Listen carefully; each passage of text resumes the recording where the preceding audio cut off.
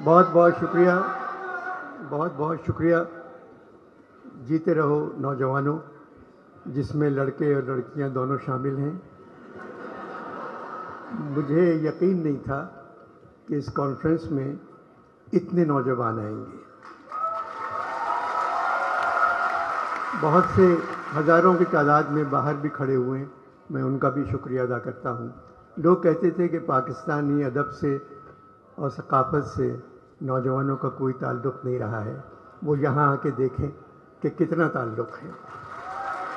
इन 3 दिनों में कितने लोग आए, कितने बच्चे आए, मैं उन सब का शुक्रिया अदा करता हूँ। मैं पिछले 3 दिनों से लाहौर के सबसे पुराने होटल फ्लैटीज़ में ठहरा हुआ हूँ। 1880 में तामीर हुआ था। मेरे कमरे की सफाई करने वाली खातून मेरे ख्याल में इस होटल की पहली मुलाजिमा होंगी।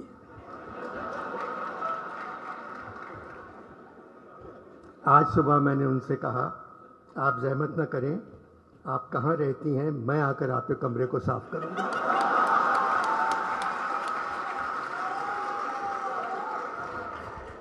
खामोश हो गई, फिर कहने लगी, अनवर साहब, बाला घर पर ही रहता है।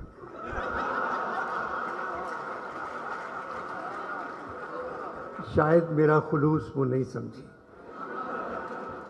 मैंने पूछा कहाँ की हो, तो कहने लगी गुजरात। मैंने कहा मुस्लिम लीग काफ की तरफ हो? बोली मुस्लिम लीगों ने कायदे की ऐसी तैसी कर दी है, सिर्फ काफ गाफ बच गए हैं। मुझे नहीं मालूम मैं किसकी तरफ हूँ। पढ़ी लिखी हो? मियाँ जी पढ़ी लिखी होती तो बेरोजगार होती।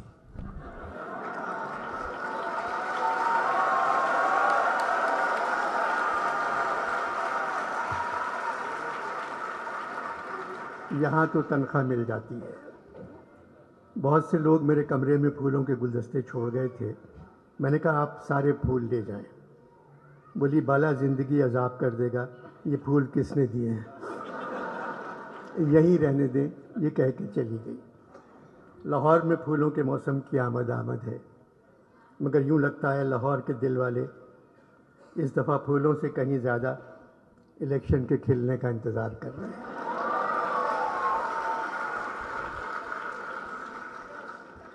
इलेक्शन होंगे या नहीं, ये बात न इलेक्शन कमीशन जानता है, न सरकार,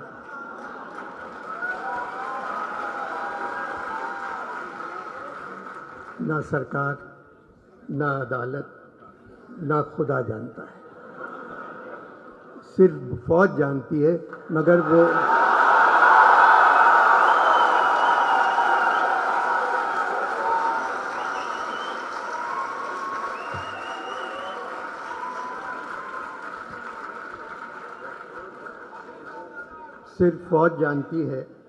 मगर वो बता कर नहीं दे रही है। हालात की वजह से इलेक्शन के साथ भी कमीशन लगा दिया गया है, और हम सब जानते हैं यहाँ बगैर कमीशन के कोई काम नहीं करता।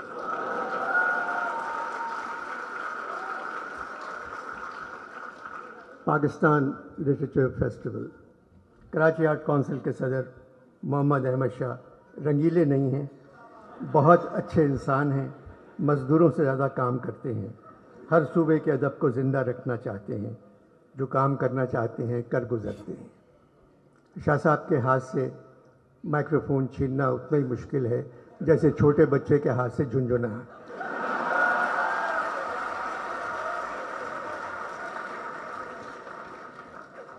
15 बरसों से कराची में अदबी कॉन्फ्रेंस करवा रहे हैं। इस साल 3 दिनों में तकरीबन 60,000 लोग उस कॉन्फ्रेंस में आए। लाहौर में भी यही हाल रहा।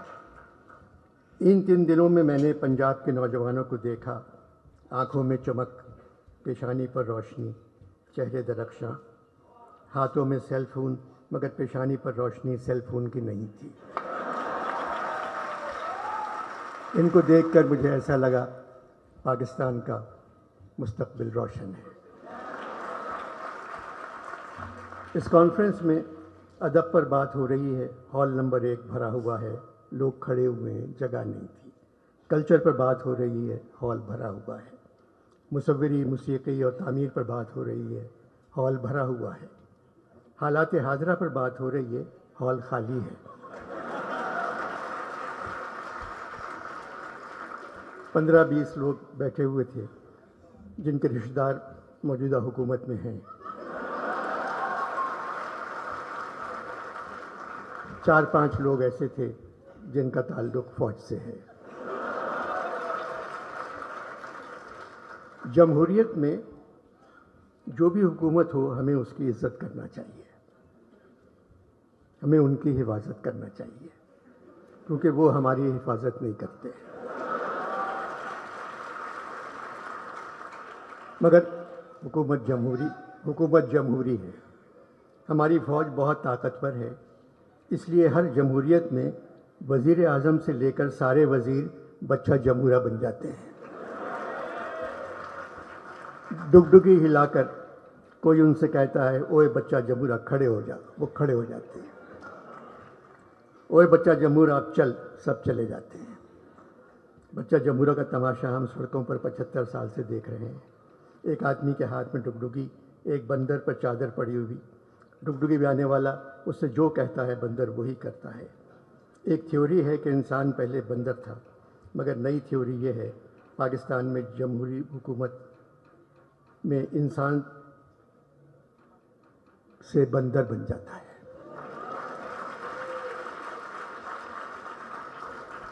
कसूर सिविलियन का है,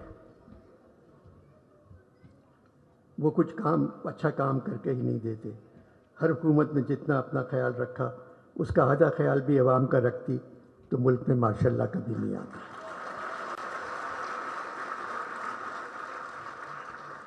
पचहत्तर बरसों में फ़ौज ने तकरीबन 35 बरस हम पर हुकूमत की है। 35 बरस तो यूँ ही कह गया, 75 बरसों में तकरीबन 74 बरस फ़ौज ने हम पर हुकूमत की है, आज भी कर रही है। इसमें फ़ौज से कहीं ज़्यादा हमारा कसूर है। फ़ौज हमारी ज़रूरत है, मगर जमहूरी दौर में न जाने क्यों हम फ़ौज की ज़रूरत बन जाते हैं। जो सिपाही हुक्म के तहत कत्ल करता है या जो सरकारी मुलाजिम कवानीन की तकमील करवाने में किसी को अजियत पहुंचाता है, वो ख़ुद को ज़िम्मेदारी से आज़ाद समझता है कि हुक्म के नौकर हैं।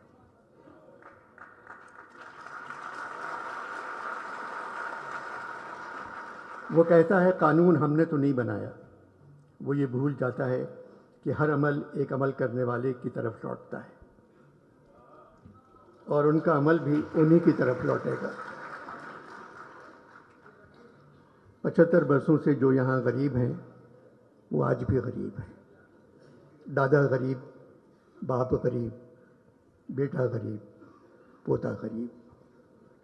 न पैसा, न तालीम, न घर, न कोई मुस्तकबिल। इनका कोई हक नहीं। सिर्फ एक हक है, अगर गलती से कहीं इलेक्शन हो जाए तो इन पे वोट डालना फ़र्ज़ है। 75 बरसों से यहाँ जो तख्त पर बैठे हुए हैं, दादा तख्त पर, बाप तख्त पर, बेटा तख्त पर, बेटी तख्त पर, फिर पोता तख्त पर, ऐसा नहीं होना चाहिए। बेहतरीन लोग यकीन से महरूम हैं, जबकि बदतरीन लोग पुरजोश वारफ्तगी से भरपूर हैं। अहमद शाह साहब ने मुझे यहाँ संजीदा गुफ्तगू करने के लिए नहीं बुलाया था, मगर दिल न हंसने को चाह रहा है न हंसाने को।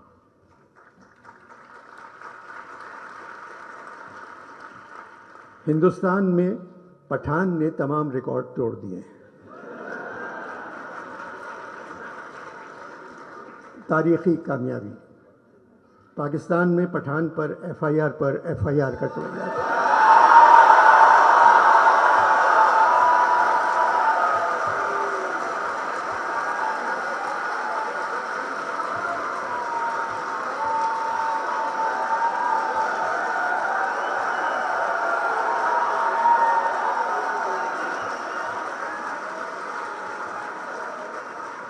पाकिस्तान में पठान पर एफआईआर कटवाई जा रही है और मौजूदा हालात में पाकिस्तानी पठान की कामयाबी नज़र नहीं आती। मगर सुना है आने वाले इलेक्शन में पाकिस्तानी पठान की एडवांस बुकिंग हिंदुस्तानी पठान से ज़्यादा है।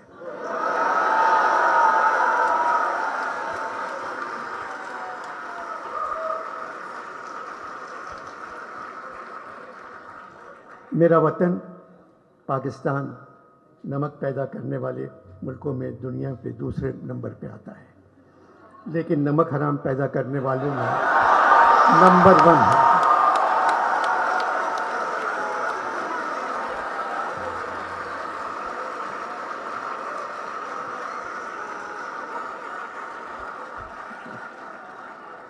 लेकिन नमक हराम पैदा करने वालों में नंबर 1 है।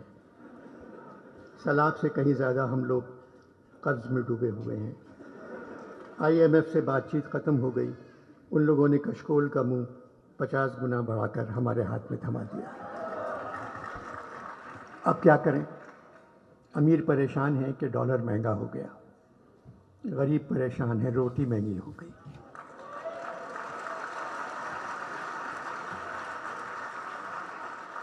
जो हाल इस वक्त पाकिस्तान के हर शहर का है, आगरे का भी यही हाल था।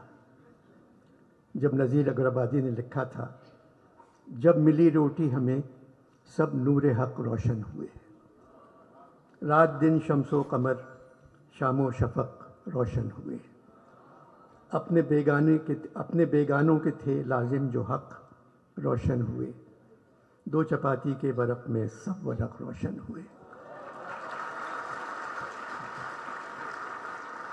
एक रकाबी में हमें 14 तबक रोशन हुए। एक जगह और कहा है, पूछा किसी ने ये किसी कामिल फ़कीर से, ये महरुमा हक़ ने बनाए हैं काहे के। वो सुन के बोला, बाबा खुदा तुझको खैर दे, हम तो न चांद समझे न सूरज हैं जानते, बाबा हमें तो ये नज़र आती हैं रोटियाँ।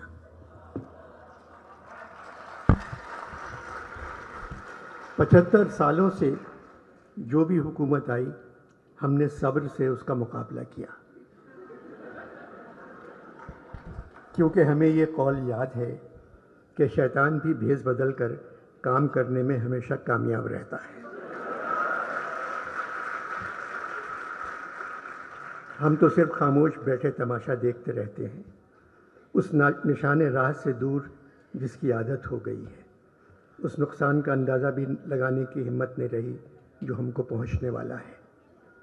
मोहम्मद अहमद शाह की उर्दू से मोहब्बत उनको लाहौर ले आई।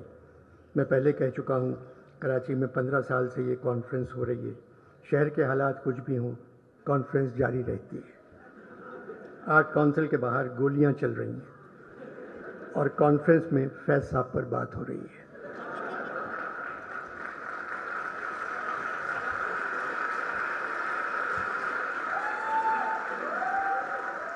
आर्ट काउंसिल के बाहर गोलियां चल रही हैं और कॉन्फ्रेंस में फैज़ साहब पर बात हो रही है। मेरी जान आज का गम न कर कि न जाने कातिबे वक्त ने, मेरी जान आज का गम न कर कि न जाने कातिबे वक्त ने, किसी अपने कलमे भी भूल कर कहीं लिख रही हो मुसर्रतें।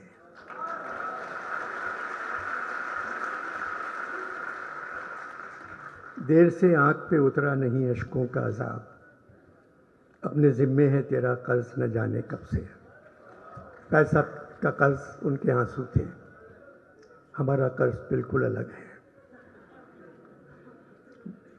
मौसम गुल है लाहौर में। पैसा साहब ने कहा, ये मौसम गुल गरचे तरफ खेज़ बहुत है, ये मौसम गुल गरचे तरफ खेज़ बहुत है, अहवाले गुलो लाला गमेज़ बहुत है। फैज़ साहब सारी ज़िंदगी खिलाफ लिखते रहे, मगर बड़ी तहजीब और तमीज़ से। फिर भी कुछ लिखकर जेल चले जाते थे। ज़िंदगी का तवील हिस्सा जेलों में गुजारा, मगर मैंने कभी उनको रोते नहीं देखा।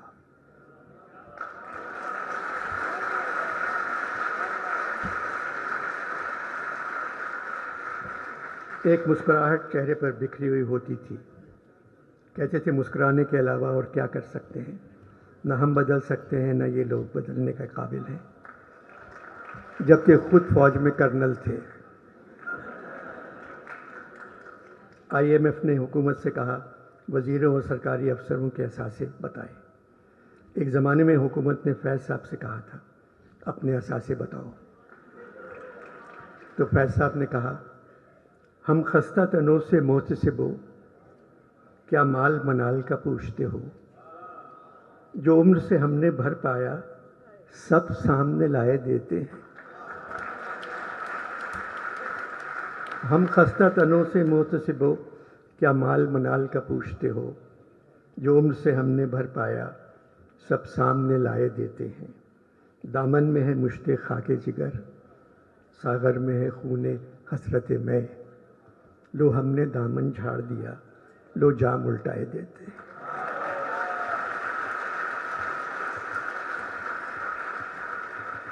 फैज़ साहब उसी सदी में पैदा हुए जिस सदी में इकबाल पैदा हुए थे।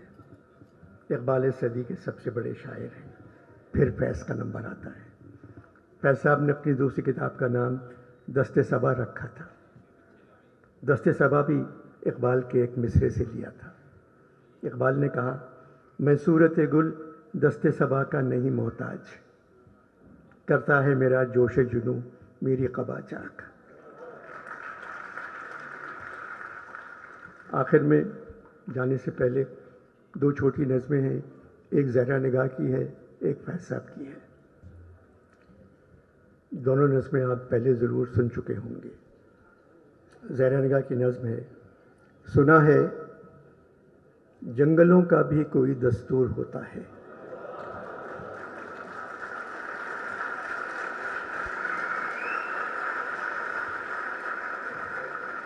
सुना है जंगलों का भी कोई दस्तूर होता है। सुना है शेर का जब पेट भर जाए तो वो हमला नहीं करता। यहाँ शेर से मुराद नून नहीं है, असली शेर है।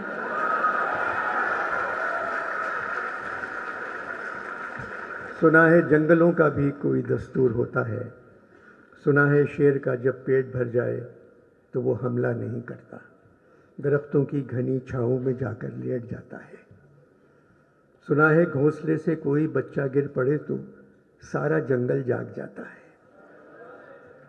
हवा के तेज़ झोंके जब दरख्तों को हिलाते हैं तो मैना अपने बच्चे छोड़कर कौवे के अंडों को परों से थाम लेती है। सुना है जंगलों का भी कोई दस्तूर होता है।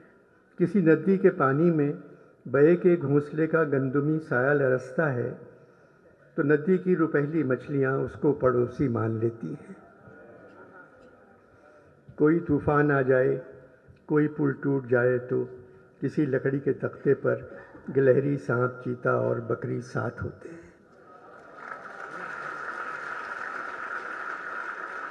सुना है जंगलों का भी कोई दस्तूर होता है। खुदा बंदा जलीलो मोतबर दानाओ बीना मुनसिफ़ो अकबर, मेरी इस सरजमी पर जंगलों ही का कोई दस्तूर नाफिज कर।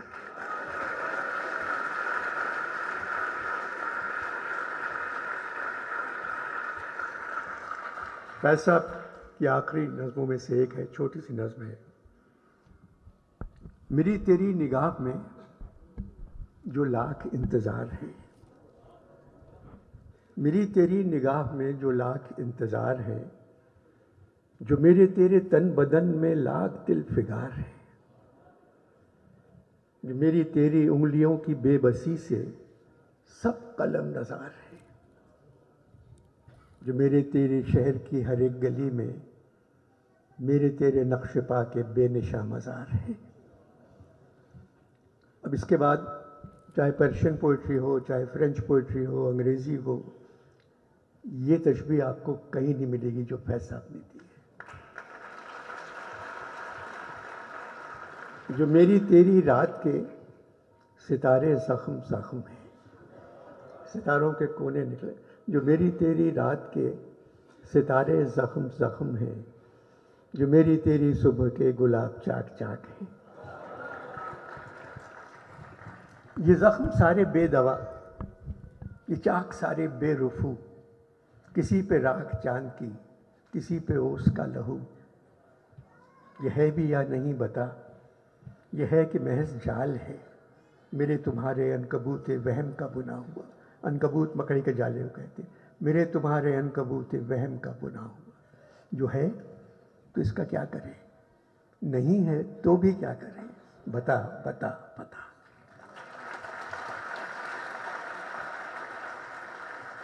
पाकिस्तान की सरजमीन दुनिया की खूबसूरत तरीन सरजमीन है। बस ईमानदारी की कमी है,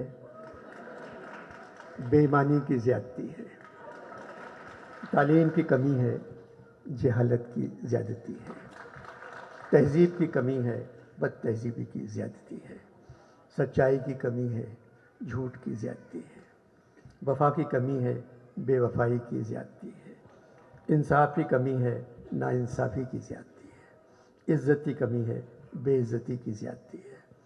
इस सिस्टम को सिर्फ मेरे मुल्क के नौजवान बदल सकते हैं जो आज यहाँ मौजूद हैं।